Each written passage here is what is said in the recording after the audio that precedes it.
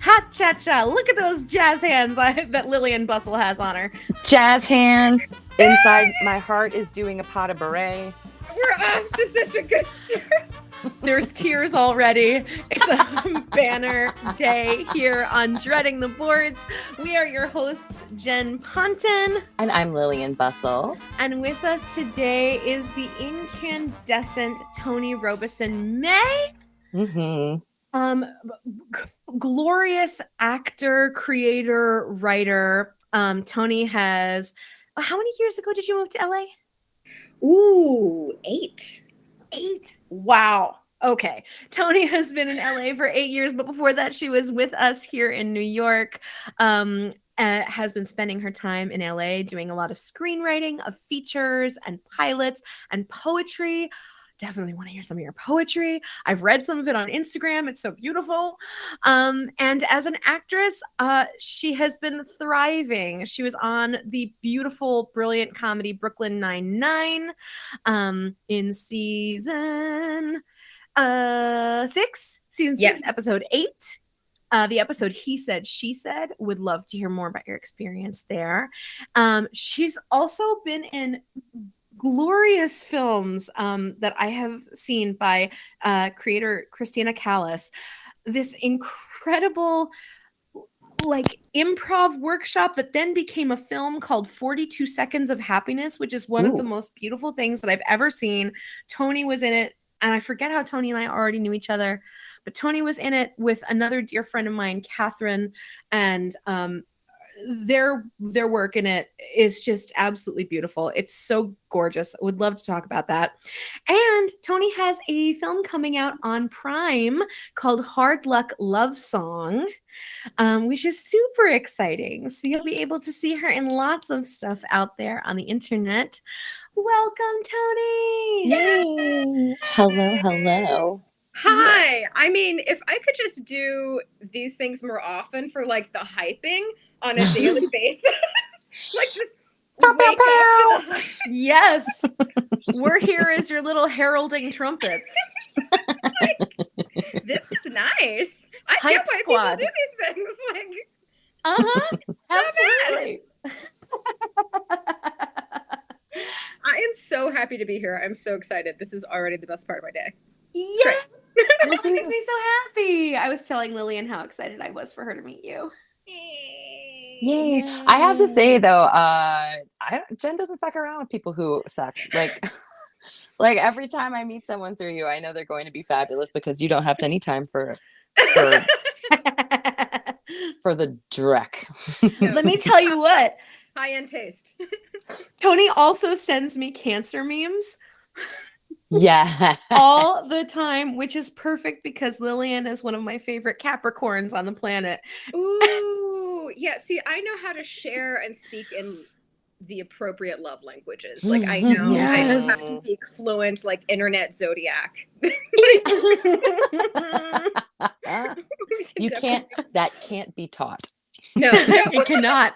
It's an innate skill set. No, and I was thinking about how when I was in middle school, me and my middle school besties wrote horoscopes for our middle school newsletter. Oh my God, what?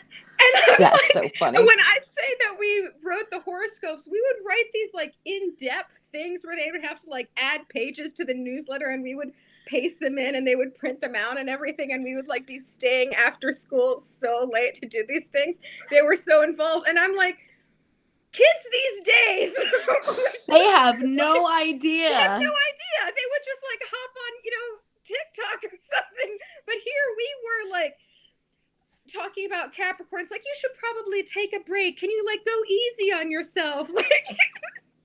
And that was when it wasn't cool to be into horoscopes. No. We were the weirdos on the outsides. No. Ooh, not cool at all. No. God, I love it. You, oh gosh, you posted the best it was one of your best friend's birthdays last week. Yeah. You posted the best little collective of pictures of you and screenshots of your text conversations. And it's one of the best things I have ever seen. I actually screamed and I think I favorited it. So your bestie texted you, "Hello, Queen. Just a quick hype text to tell you that you are held by an enormous loving universe. You deserve everything you want in this life and peace alongside it. I love you." And you wrote, "Thank you. I'm a bit wobbly and I'm real disappointed to say that because I had an uplift gummy." And I'm like, "Where are you at? Can you please lift something around here?" This nearly empty LaCroix can, a pencil, the eraser.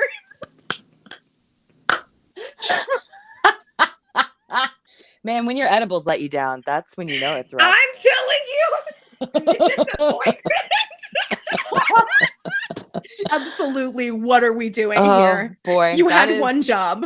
That is And your name is Uplift? Uh-huh. Like, it was. that is zeitgeist to the max right now. This was like maybe 4 years ago. Someone in my building worked at a dispensary and left downstairs this like mango fruit strip, like fruit leather, like basically like almost like a Fruit Loop but mango but with weed. And and I was like, and I was not good at like the math of the concentrations, right? So but I still had like what I thought was a very small amount. So it's like I was on the roller coaster and I'm feeling it climb and I'm like, okay, we good. Yes, I am leaving. So like hilarious audio messages to like my wifey that like, I'm telling you, I want them read at my funeral. I want I want these played. They are legendary. They are gold. Like so good. And then the roller coaster keeps climbing, and I'm like, I want to get out. Oh no! Yeah, that's not fun. Where, like I was like, and so she's trying to like coach me down for this. Like, do I go to the hospital? Like, no. Like, can you get some carbs? Can you get some fat in your system? Like, you need to absorb it. Okay. Can you get some pizza? Whatever. So I truly don't remember what I ate. I remember that I did huddle in my bed with my laptop and I was like, I just want to watch something soothing. So I put on Queer Eye. Then it was the episode with the cop and Karamo was like trying to help him. And I was like, this is not it. Not helping. Oh, fuck. If I may, when you say someone in my building left this downstairs, do you mean like on one of those swap tables where it's like, here's my copy? Yeah, I mean of this book. Yeah. I mean, like, leave a penny, take a penny. Yeah, exactly. I mean, whenever this was, there were oyster crackers that were, you know, weed. Like, and I was like, this is life in LA. All the things to put on soup. I would not. For me, that's not how I would go about it. Soup Plantation is fucked up today. So. Listen, just because we can do it doesn't mean we should do it. No. When I tell you I put those things back, it was like, fuck you. Yes. How very dare from my partner right now. There's so many things that I have also left downstairs. Like this was also like during the pandemic. I tried this recipe that Chrissy Teigen had posted of these Chex Mix chocolate chip cookies, which I thought were all right, but I was like doing some insomnia baking. So at like 2 a.m. when I had a whole batch, and I was like, okay, the first cookie was all right. I put the rest downstairs. Like there's been a whole, circle of life thing that's happened with filming. Yes. Oh my God. Yeah. Oh hell. God, that's great. So wait, I feel like I just want to, what is the actor version in your experience of walking to a give a penny, take a penny and finding weird edible oyster?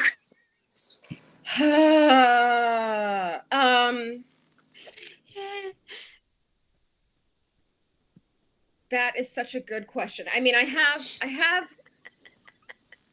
so many, but I think the one that's like close to that's in the version of like, stop this ride, I want to get off. Of like, no, this can't be happening. Will it go away if I eat a whole pizza? Yeah. Okay, so I don't know if either of you have used the platform Blue Jeans, which is basically it's basically Zoom, but it's you can have more participants. For like, also I like the audio on it better, the pictures better. Anyway, so it is this um one casting office in particular has used this for their commercial auditions. So I have a lot of experience now of being on Blue Jeans, which again is you know, in this pandemic life, like that's how I've done commercials lately, right? Sure. So I had an experience where it was for it was what I liked about Blue Jeans is that when you get on there and you get into the waiting room, it's just as if you were there in real life. You can see the squares of other people. And so you can see them, like if they are adjusting their backdrop, or like if you if they're like, you know, zhuzhing their shirt or what, and you can like talk to them. And so one of the great things about it, especially for a commercial, is that let's say that you are paired up with someone who's going to be your husband, and you can chat with them a little bit, like, hey Chad, like your shirt, you know, so that you can get a little Oh, taste that's of, nice. yeah, like a little taste of Mm-hmm. bonding or connection or whatever before you know, go in and smacked your whole whatever relationship is That's your lovely. pink Sure. car insurance or whatever the thing is, right? Yeah. So I get on this I get on this I get on there, and I can see everybody. The person who is the assistant, I can you know, hear her talk to me about like, okay, the dates are this, you know, do you have any conflicts, blah blah blah. Great. When it comes time for the group explanation, where the casting director is telling you, okay, you're, you know, I know you've seen the storyboards, let me talk you through, this is what the director's looking for, this is the tone, Uh, everything that you need to hear, I could not hear this man. It was as if he was muted just for me. no. I see all the all the other actors' heads nodding, Oh no. everything, and I was like, no, no, no, no, no, no, no. Like it, I could. When I tell you that I couldn't hear him, it was just mouth moving Oh for crap. everything that I needed. So I immediately start sweating, which is not. It takes a lot. Like it was a strong response, and I was like, Oh. okay, my life is over. So I go log off. Mm-hmm, mm-hmm. I log off. I log back on, and when I log back on, he's gone. So I say to the assistant, hi, can you can you tell me everything that man said, because I didn't hear it. The God audio bless the waiting wasn't room. there. She was like, don't worry, he'll go over it again. I was like, Oh no. because all the things I need to know. So then there's another actress who came in, and she was also sweating because she had a baby, and like the nap scenario hadn't gone well, so she was like easily 20 minutes later or an hour later, whatever. She was like, I'm so sorry. Oh So God. when she came in, he was like, okay, I'm gonna explain it to you too. I don't have another group explanation in me. And I was like, so when he Oh. came in and explained it, I was like, okay, I can do this. And then when I did the thing, I ended up getting pinned for it, which was nice.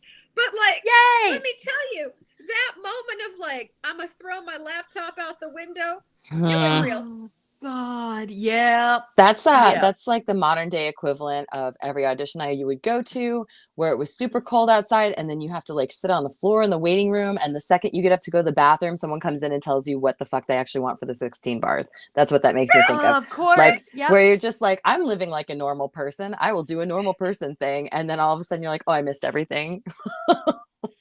Mm-hmm. I remember. That's right. Exactly. Those days feel forever ago, but everyone would have to tell each other Mhm. in that giant mass huddle puddle in Pearl Studios or wherever, Oh, or the weird yeah. uptown location of Ripley Greer. Oh no, Yeah. we hate that one. Oh, you know what that made me think of in terms of like sharing info? So I had this also a commercial audition where I didn't even think about this. Okay. So they told us to wear something like a hoodie or a flannel and then a dress underneath. if you can, just be prepared to like take off. And I was like, I don't know what this means. So I went in for the thing, and you were reading for leading lady, and then there was like a stunt woman, and I see a woman in a full almost like ball gown, and then I see another woman in like a flannel shirt, and I was like, I don't know what is happening. I go, and they also told you nothing about. Oh, they told you a little bit about like you have a relationship with this. You like the stunt guy, and that's basically it. When I got in, they were like, okay, you're going to do 3 different like vignettes. The first one is as if you were in a Ginger Rogers, Fred Astaire like movie. So can you come in like and like do make a twirl, a flourish, and you see this guy on the staircase, and you look at him, and you go to him, and I was like, okay, you couldn't tell me that before. Great. Right. Do that. The reason why they had the flannel. So that's what the dress was for. The reason why they wanted you to have a hoodie or a flannel. In the second scene, it's a Western. He's the man of your dreams, and he's been shot in front of your face, and you're holding him as he dies. Oh, no. Which they told me in the goddamn room, okay? Wow. And I was like, excuse me, what? And it's like, it's a Western. So in terms of the tone, we've gone from, we've gone from like, I don't know, fucking On the Town to like Unforgiven, okay?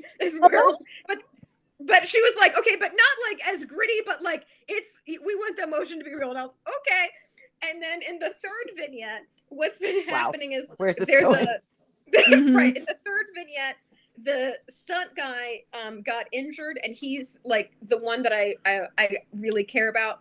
And so I'm seeing him in the hospital. And so these other times it's been like with around other people, and it's like it's on set, but I really care about him.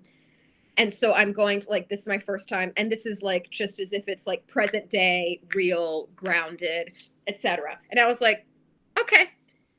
When I tell you, when I left that audition, I saw the next girl who was going in. I was like, let me tell you what they're going to have you do. Oh, bless you. Yeah. That is what I like to call a greedy ask for an audition. Also, who the fuck was the client?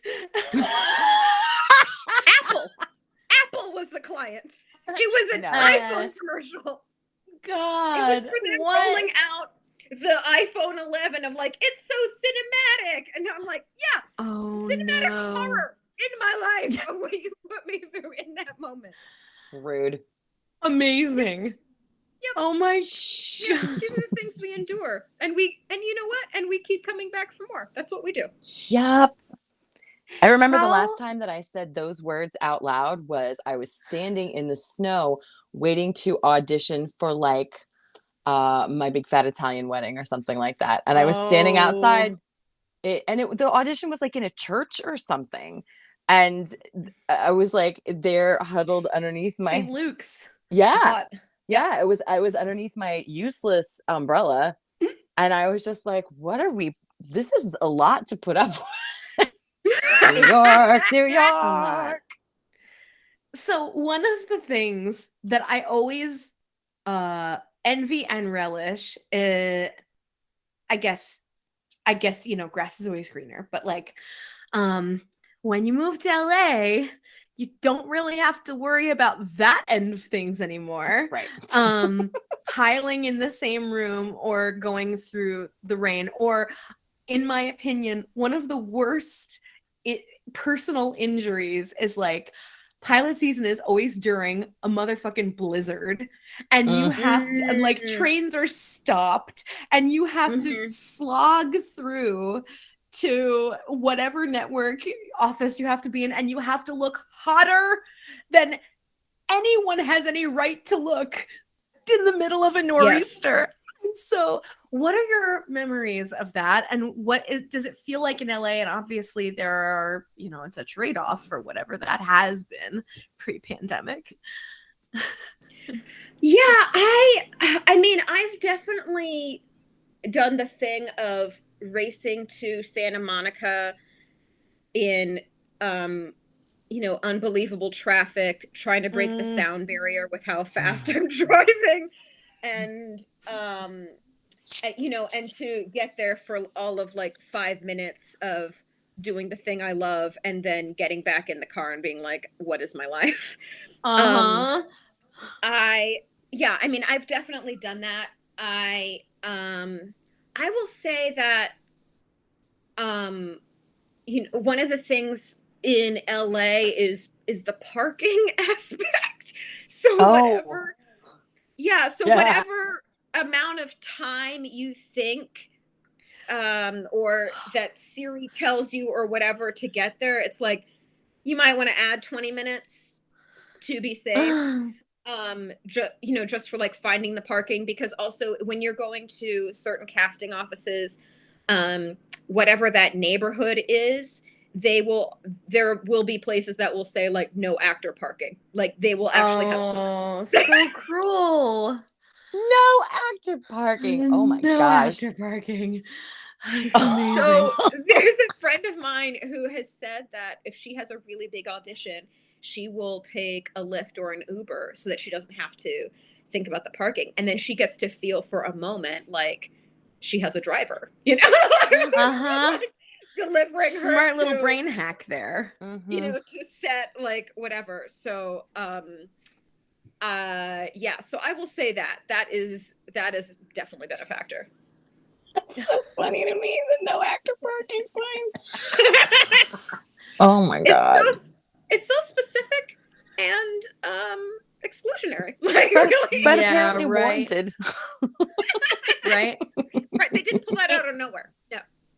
It didn't really, I mean, like, of course the traffic is memorable, but it didn't really hit me how much of a daily burden it is until I was in LA a few years ago, and I was going to a bunch of television academy events, and they have these like screening parties that start at like 7 o'clock. So great, but depending upon where you live, and you can't ever really centralize. You can't decide like, great, this is accessible to everything at all times. You have to just move wherever the hell you feel like you will thrive the most. Yeah. But like, you might have to leave your house or apartment at 4 p.m. to get to a party that starts at 7. And when you get there, there might not even be room for your car. Oh, wow. Listen, I will say this. I don't know about 4 p.m., but I've talked to a couple actors who have been in LA since like, pre-Siri, because one of the things with the apps, whether you use Waze or whatever, you can get a measure of information, right? You can say like, oh, it's going to, you're telling me it's going to take 45 minutes to get there. Let me tack on, 20 minutes for parking. Right. Fine. So that and it also means that the sort of like, I don't know, leeway for lateness is a bit less, because we all have the technology. I have talked to actors who were here, back in the days of like getting a Magellan, a GPS or something. And I was like, or even like pre that, print like out Yahoo MapQuest days. And I was like, what did you do? What did you do if you were like stuck on the 405 or something like that? And you thought it was only going to take an hour, and he was like, you would just call your agent and you would just be fucked. Like you would just call your agent and you would say like, hey, I'm sorry, I'm in traffic or whatever. And you would try to like learn all these, back ways or whatever. But it's for me, this is silly. I feel silly saying this. The people who are navigating their way around, sans technology, and I'm like, oh, you just know?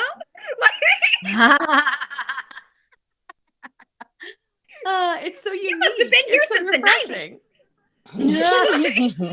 Although admittedly, I do have to say, even with Waze or Google Maps, I give it the hairy eyeball because it's like, it's only gonna take you 45 minutes. I'm like, uh-huh. And then I get in the car and it's like, it's only gonna take you 55. 1 hour and 5.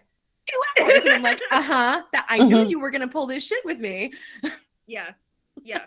When I've had that experience, I have been so upset. I was like, the ways in which you were letting me down in this moment. And, yeah, so massive. Not okay. So not okay. Massive.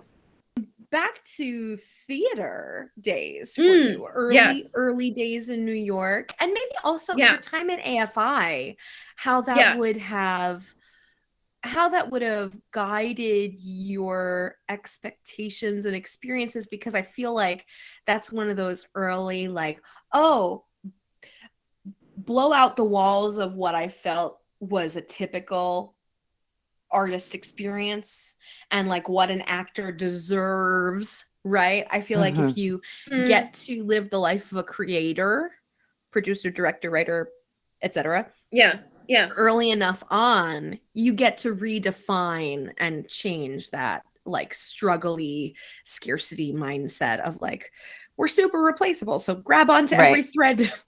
Things that you learned the hard way. Yeah, so the whole thing about how I ended up getting to AFI was because after I graduated from, I went to the William Esper Studio in New York it's a Meisner Conservatory. And after I graduated, I have this friend and mentor who was saying that, especially as a Black woman, it's really important to create your own work, because I got really scared about casting. And she and her husband have a production company, and so is it Roz? It is Roz. Yeah. God, I love Roz. Yes. So they were really the my guiding lights. So I wrote and starred in my first short film that Roz directed me in. And then I got a taste of that, of feeling like, oh, I didn't have to, it wasn't just like waiting for permission, but feeling like I had more ownership and feeling like this other level of sense of pride in the work. I truly feel it changed me on a biological level. Like it rewired my cells, I love that. Especially as an actor, because it wasn't like, I didn't feel so much like, oh, I'm sitting back. I felt more empowered, right? And I had been thinking about moving to LA, but when I had been thinking about it, it didn't feel like a juicy thing. It just kind of felt like moving my chess piece forward or something. And so then when I thought about like, oh, what if I did it for like, I'm really loving I really loved the filmmaking. Oh, what if I went to grad school for filmmaking? What if that was the thing that took me to LA? So I was really glad that I got into AFI, because it's the only one I applied to. And so that was the thing that took me. And then like having the kind of actor perspective when I came in, and like, kind of post, it means that my, I don't know if this is a good thing, my level of taste for the work, for the material is like high. My expectations are kind of high, and they should be. And thank God. Thank God someone's are. Somebody's got to do it.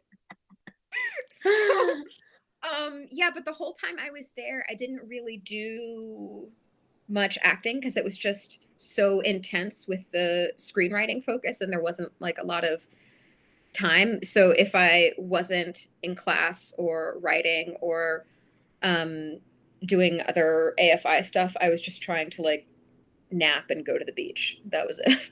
Hey, not the worst life, right? It was terrible. What did you learn?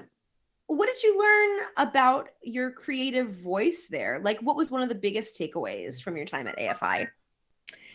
That if I hear the line, it's about a guy who, I'm out. I'm already. Yes, ma'am. I'm already out. Yes. That's one of the. I'm not saying that's the only, but it's definitely one of the biggest. For sure. I do feel in some ways that I'm still feeling that out. Like I'm growing and evolving and etc. But in terms of like how it informed me,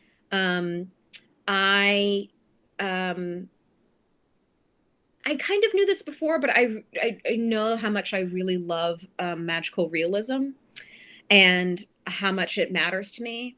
And one of the things that I also know that I really love is that film is a visual medium, and I value visual storytelling. So when I see a movie, for example, like Zola, where there's a scene in there where you see the two young women cross the bathroom stalls and the difference between like their pee in each toilet and how they handle it. And in that, for me, it's not only one of my favorite scenes in the whole movie, the visual storytelling of that, of what we get about those characters, who they are as people, it is so encapsulated. It is so right. It is so unique and strong and gettable, that I so appreciated, and not a word was spoken. So for me, as a one of the things that I got was that I want to use, one of the things that film is there for is to express on screen, through movement, through visuals, what words cannot, or what words, either like where they fall short or where we can amplify. And so for me also, when we get into when I see work that's more like this could be a podcast, I'm out. Like, I want to know, how are you using this medium to the best degree? How are you heightening? How are you expressing? And that really matters. And it's also because it's such a powerful tool. What voices are you supporting? Like, why is this being made? How much thought are you putting into that? Because it impacts me on a physical level. So For sure. what are you doing with that? Yeah. While I was at AFI, I drove a Mini. And his name was Baz. And me and my wifey bestie, we got into catering some of the shoots. Actually, we not a lot of them. And so they have you do crew. You have to do a certain number of crew hours for your first year. And it could be like you're doing the craft services table for a set, or you could be the script supervisor or whatever. And when we saw how much they were paying for catering and how unappealing the food was, we were like, not only can we do better, but you could also pay us, and like we know how to make this work. So that's brilliant. out of my studio apartment and her she did 2-bedroom, but like in our small kitchens, not like we had some huge commercial setup, we would feed whatever, it could be like 20 to 40 people, more like 40 to, sometimes like 40, like 50 or whatever. And what we would do was we would go to Ralph's, sometimes the 99-cent store, sometimes food for less, because we knew how to stretch a dollar. So when we would sometimes, so if we would charge like $6 a head, and then like the premium package was like almost $8 a head, we were still making we still made at least we were still hitting at about 50% profit off of it. Scrappy. I know. That's so I great. know. Scrappy. Oh my God. And feeding people, like we would feed people it would be like roasted chicken, it would be, and like it would either be like Hawaiian or it'd be barbecue, and then we had like a potato casserole, salad. Are you vegan and or gluten free? I'm gonna give you chickpeas and quinoa, and then we had a dessert. Amazing. And like, anyway, so Holy crap. we were catering this shoot, and where they were set up was like kind of down. There was some like off-roading involved, and I, being the adventurous person I am with a Sagittarius moon, I was like, yeah, I'll drive my car down there. I did it. When I did, it jacked up my car in such a way that it took like 4 people down this like muddy, slightly like rocky terrain. Oh God. Oh no. And then it took like 4 people to like try to like push my little Baz out. But you know, the chicken arrived and it was still hot and it was delicious. Yes. Wow. We all made it through. That's, I mean, so I think that's industrious. like yeah. I mean, you know, in terms of like a blooper, I just had that. I have that app Time Hop that goes through your photos and will be like, oh, 5 years ago, this, etc. Yes. And so one of the ones that popped up was from one of the cycle shoots that we also catered, where they didn't end up finishing the shoot. Like they didn't finish the film. They didn't get through it in the days that they had. So they had to cut together like with whatever it was. And I remember the producer had been wrong about the parking. So half the crew got tickets where they were. And like, anyway, cut to today. He's an lit agent at CIA, not CIA, at Abrams. So like, you know, Okay. we all grow and evolve. Yes. Sometimes you gotta find and then the place. get love. Yeah. Yeah. I'm sure he's learned since then. Oh my God. Wild. God, that's great. God, that's great. This doesn't have to be the direction in which we go, but one of the best things that I learned about 42 seconds of, or one of the best things that I know, I guess, about 42 seconds of happiness is that you and Catherine were friends of mine in its first little tiny weekly kernel. Yeah. And Lillian and I usually talk about like the shady stuff that goes on in collectives like that are mostly very primordial and what a great word for it. That's the best word. Lord of the Flies. I'm under the impression that you guys had a much really truly it was. This woman, I mean, you're also talented, but Christina is just like, she's like her own little version of David Lynch. She's got a vision, and she will just, the way in which she will go to get it is brilliant. So like I know the primordial ooze that this film came from, and then I also know that you guys shot it during Hurricane Sandy. Oh yep. Gosh. Down the shore, no less. Yeah. We're on Long Island? Yeah. Jersey. Yeah, in Jersey. No, we were definitely in Jersey. Yeah. Yeah, so this is what happened. So a friend of Roz's was taking a class with Christina, and Christina told me about her, like the way that she works with like this improvisational style, and she wants to do a feature, and she's done other features this way where you have a group of actors and you give them a character, and week to week you give them, you know, situations, scenarios, and they improvise them, and so they develop their relationships to each other.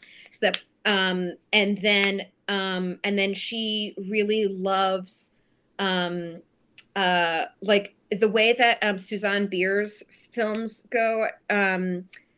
It's very much like that. So the way that she works is that you develop these characters and relationships, whether it's like, this is your husband, this is your best friend, and like it is very, yes. And then, so we did this meeting every week for a year.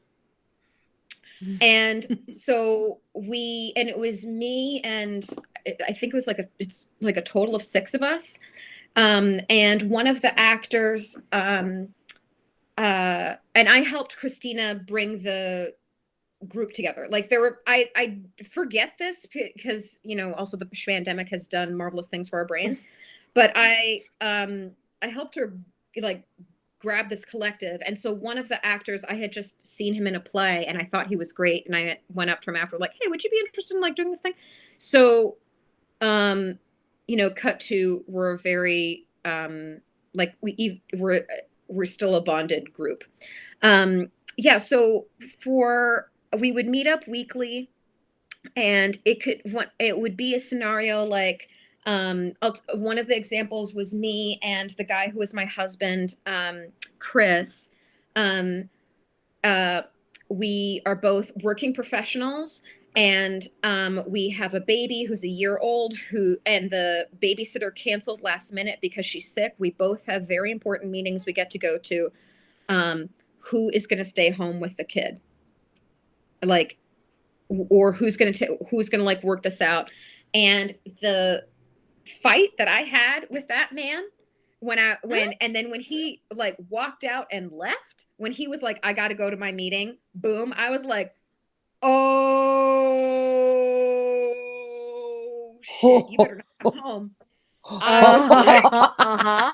And so then Christina, I remember at the end of the scene, Christina was like, so how do you feel about that? And I was like, we're definitely staying with my mom for the weekend. I can tell you that much for sure. This, we need, this was, anyway, so you develop the character. Yeah. And one of the actors, he got a job and moved to China, and it was like very kind of quick. And he was the one who was going to be Catherine's husband. So Christina just used that, and she was like, oh, your husband abandoned you.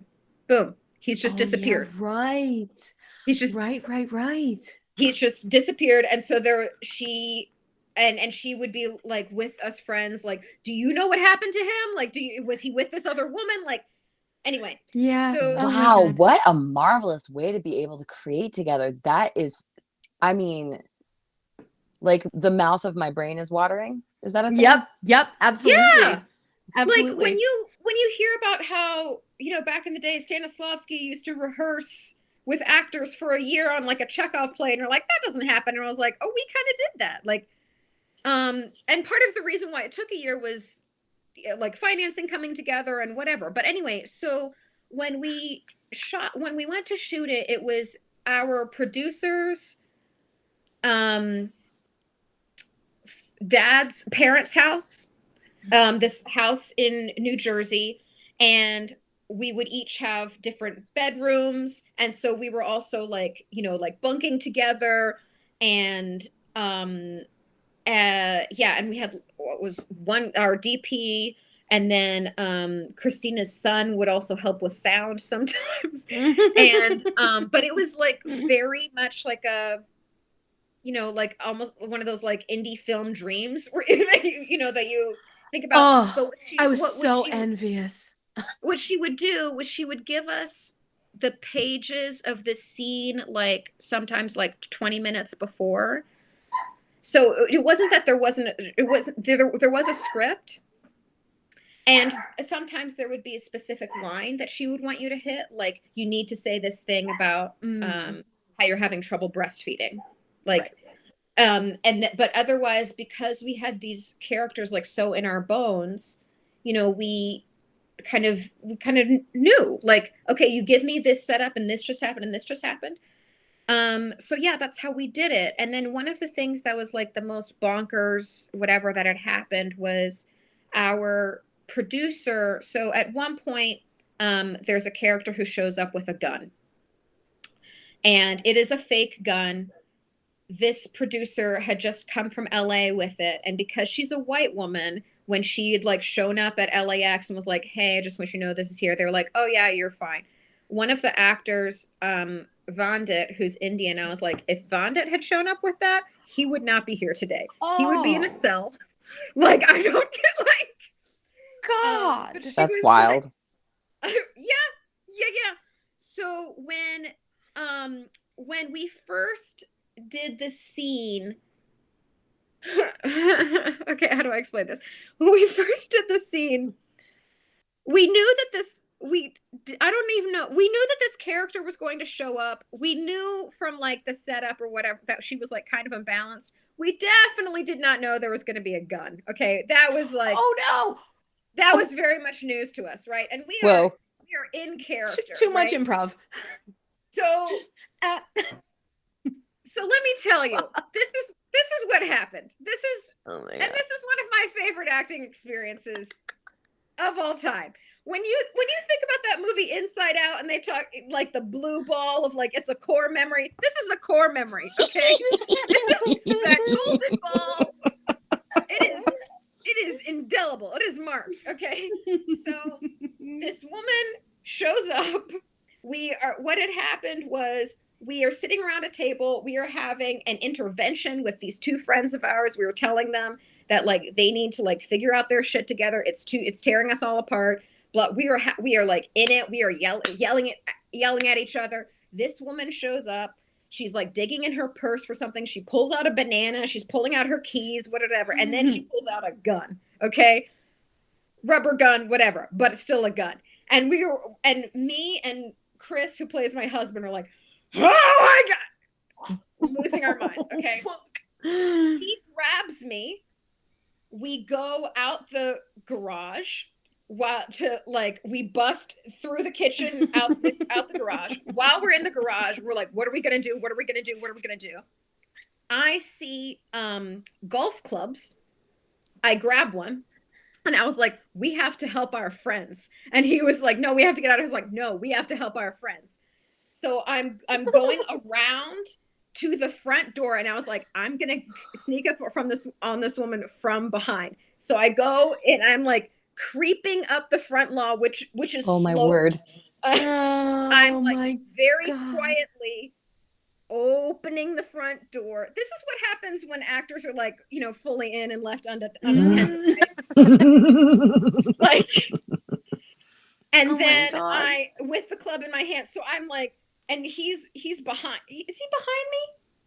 No, he's in front of me. Anyway. Oh, and keep in mind, we have two young, like we just had a baby with two very young children. He's like, he was wanting me to like, why are we risking our lives? I was like, we need to help. We need to help our friends. Anyway, open the door very quietly. And then at first she doesn't see me and I'm like creeping in.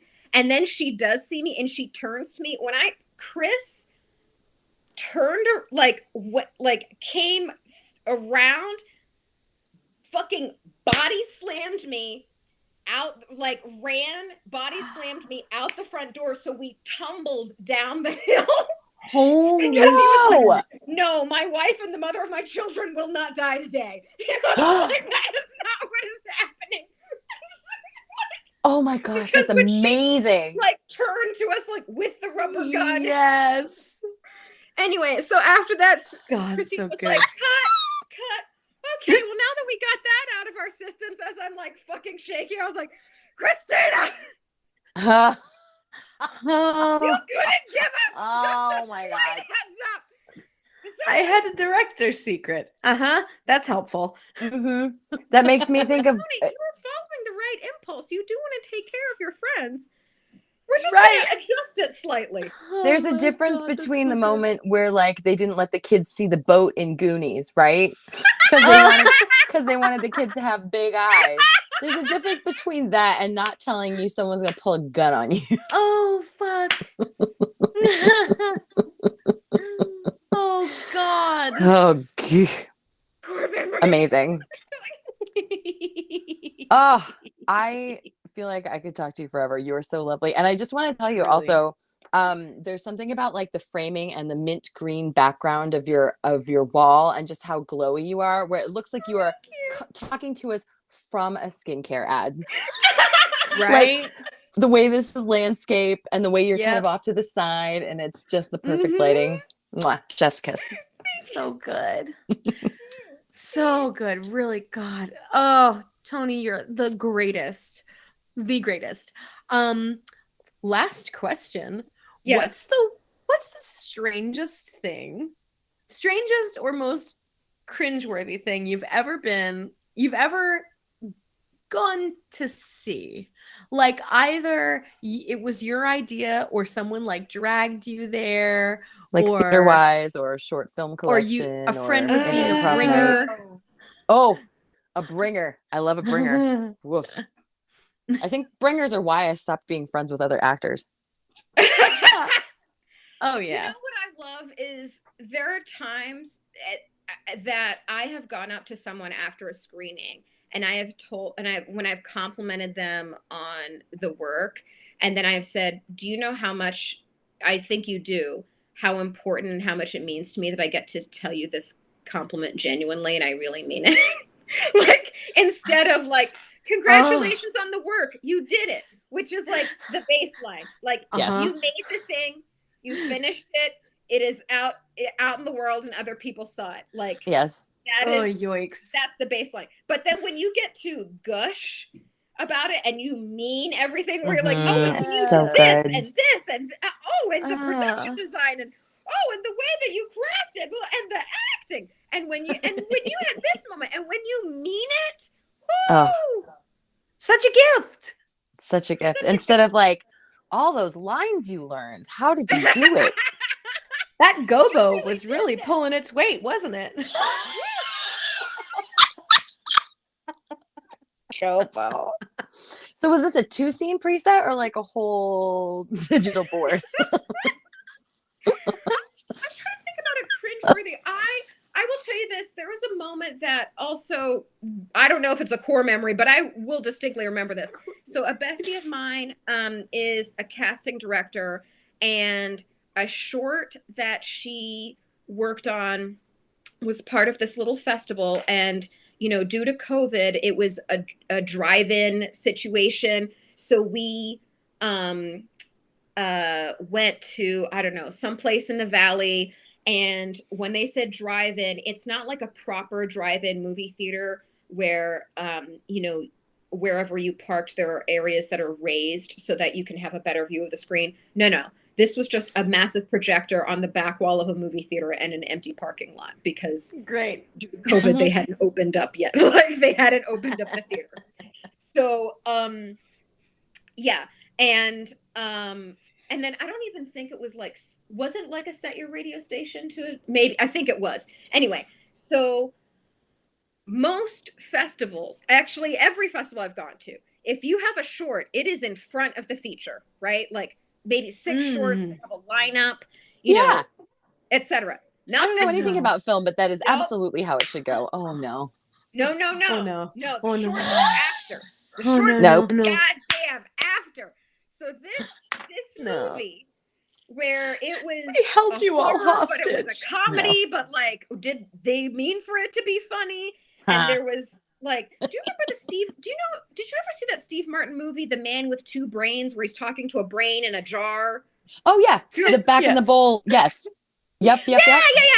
It was like, imagine that, but not funny. Like, just like, and like, so a level of camp or whatever. So when we start watching this film and we're like, oh my God, how much longer is this going on? We got out and we were like, I don't want to be disrespectful to the filmmakers, but I'm gonna lose my goddamn mind.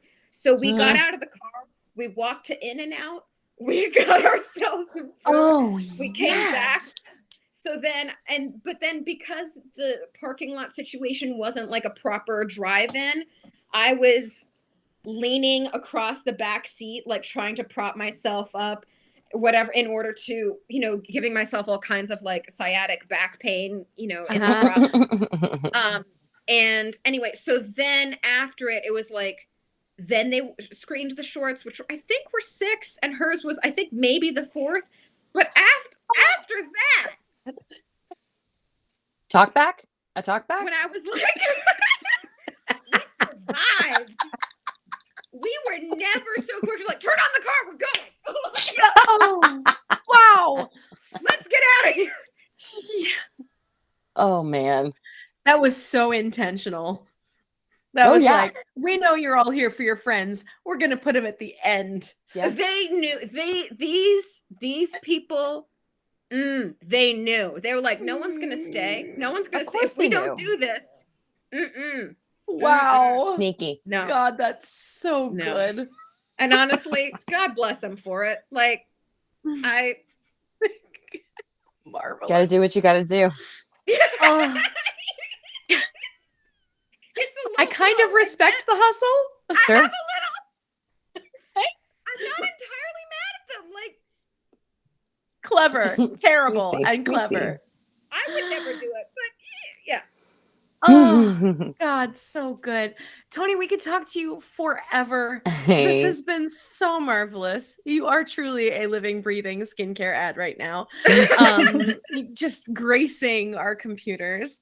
How can talk to us about how we can find your film and how people can find you online, and I'll make sure that those are in the show notes as well. Thank you.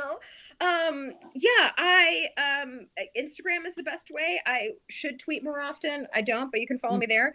And yeah, I am in a film with Michael Dornan and Sophia Bush called Hard Luck Love Song that is out on Amazon Prime, and I'm proud to say I'm proud of the movie and that I'm in it. Yes. You know, Hooray. it's a gift. God, that's a treat. It is a Yes. true gift Yep. when you are actually excited to tell people, hey, I'm in this thing, go watch it. And it's Totally. it's real nice. It's real nice. Awesome. So yeah, so there's that. I highly That's recommend. Congratulations. Yeah. Thank you. This has been such a joy. Thespians, thank you for joining us. Thank you for supporting the podcast. And you can follow Toni at the links in the show notes. Check out Hard Luck Love Song. Check out 42 Seconds of Happiness, which might not be like free on Prime, but is definitely rentable. And it's such a good movie. And until next time. No actor parking. We do not validate. Ooh, I'll validate you. You can come to me for your validation. Hey. Oh, God. I love it.